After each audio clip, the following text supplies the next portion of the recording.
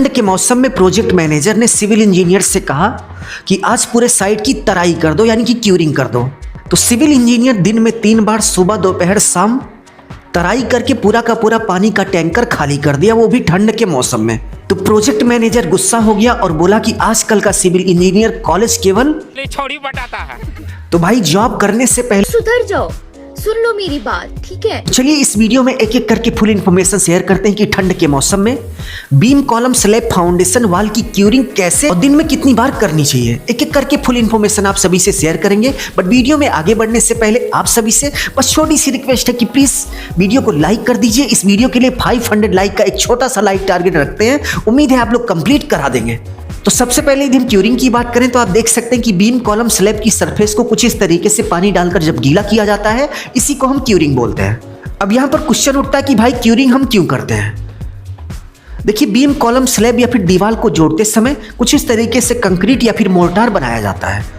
अब कंक्रीट या फिर मोर्टार बनाते समय उसमें भाई सीमेंट डाला जाता है और सीमेंट जब पानी के साथ रिएक्शन करता है तो भारी मात्रा में एनर्जी बाहर छोड़ता है, जिसके कारण बहुत ही गर्मी उत्पन्न होती है। उस सिचुएशन में कंक्रीट या फिर मोर्टार की ऊपरी सरफेस गर्म हो जाए तो क्रैकिंग आ जाती है। इसीलिए कंक्रीट या फिर मोर्टार को क्रैकिंग से बचाने के लिए और इसके साथ साथ सीमेंट के जमने की प्रक्रिया को तीव्र करने के लिए कुछ इस तरीके से क्यूरिंग की जाती है। तो फाउंडेशन की क्यूरिंग करने के लिए आप देख सकते हैं कि कुछ इस तरीके से फाउंडेशन पे जूट का बैग फैला दिया जाता है और इसके साथ साथ इसको पानी से भिगो दिया जाता है और इस बात का ध्यान रखा जाता है कि ये जूट का बैग सूखने ना पाए। बट ये सब गर्मी में होता है। बट ठंडी के मौसम में भाई मौसम इतना ज़्यादा ठंडा होता है और ठंडक के कारण फाउंडेशन में भी एकदम ठंडक बनी रहती है।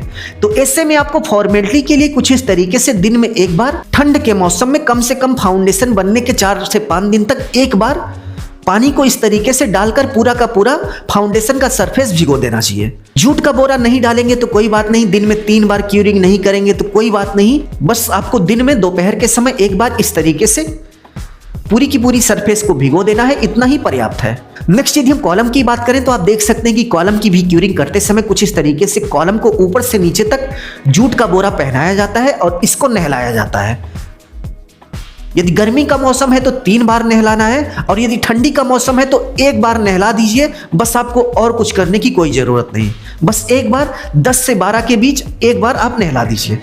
उसके बाद आपको ठंडी के मौसम में कॉलम की तराई करने की ज़रूरत नहीं है। नेक्स्ट यदि हम वाल यानी कि दीवार की बात करें तो आप देख सकते हैं कि दीवार पर कुछ इस तरीके से क्यूरिंग की जाती है, ऊपर से नीचे तक पानी से पूरी की पूरी दीवार को नहला दिया जाता है। गर्मी के मौसम में भाई दिन में 3 बार किया जाता है, बट ठंडी के मौसम में दिन में यदि आप एक बार 10 से 12 के बीच कर देंगे वही पर्याप्त है। उसके बाद आपको करने की कोई ज़रूरत नहीं है और कम से कम 7 दिन तक करेंगे ही करेंगे। नेक्स्ट यदि हम प्लिंथ बीम की बात करें तो आप देख सकते हैं कि प्लिंथ बीम की क्यूरिंग कुछ इस तरीके से की जाती है और प्लिंथ बीम पर भी भाई जूट का बोरा पूरा का पूरा फैलाया जाता है। और यदि गर्मी का मौसम है तो दिन में 3 बार होगा, सुबह होगा, एक बार दोपहर होगा और एक बार शाम को होगा। बट यदि ठंड का मौसम है तो इस तरीके से बिना जूट का ही आप इस तरीके से केवल पानी डाल दीजिए, यही पर्याप्त है। नेक्स्ट यदि हम स्लैब की बात करें तो आप देख सकते हैं कि स्लैब ढलाई होने के दूसरे दिन कुछ इस तरीके से पूरे की पूरे स्लैब को भाई पानी से भर दिया जाता है और कम से कम भाई 7-8 दिन तक पानी एकदम भरा रहता है। पानी जैसे ही कम होता है वैसे भाई फिर से पानी लगाकर फिर पानी फुल कर दिया जाता है। बट ठंड के मौसम में इतना सब कुछ करने की कोई ज़रूरत नहीं है। एक बार आप थोड़ा सा पानी भर दीजिए, उसके बाद भाई दिन में केवल एक बार छिड़क दीजिए पानी, बस इतना कर दीजिए, इतना सब कुछ पर्याप्त है। क्योंकि एक बार जब आप पानी डाल देंगे तो उस पानी की नमी पूरे दिन बनी रहेगी और इसके साथ साथ ओस हमेशा टपकती रहती है, मौसम एकदम शुष्क रहता है और कंक्रीट में भाई एकदम ठंडक बनी रहती है, नमी बनी रहती है। तो आपको ज़्यादा क्यूरिंग करने की कोई ज़रूरत नहीं है। दिन में एक बार किसी भी समय आप डाल दीजिए, भिगो दीजिए, बस दोबारा आपको क्यूरिंग करने की कोई ज़रूरत नहीं है। तो इस वीडियो में बस इतना ही। उम्मीद है आपको समझ में आ गया होगा कि ठंड के मौसम में किस तरीके से क्यूरिंग करनी चाहिए। यदि आपको वीडियो अच्छा लगा तो प्लीज़ वीडियो को लाइक करके अपने दोस्तों में शेयर कर दीजिए। अपना ख्याल रखिए और अपने मम्मी पापा का अपने से भी ज़्यादा ख्याल रखिए। इसी भाव के साथ आप सभी से विदा लेते हैं। धन्यवाद।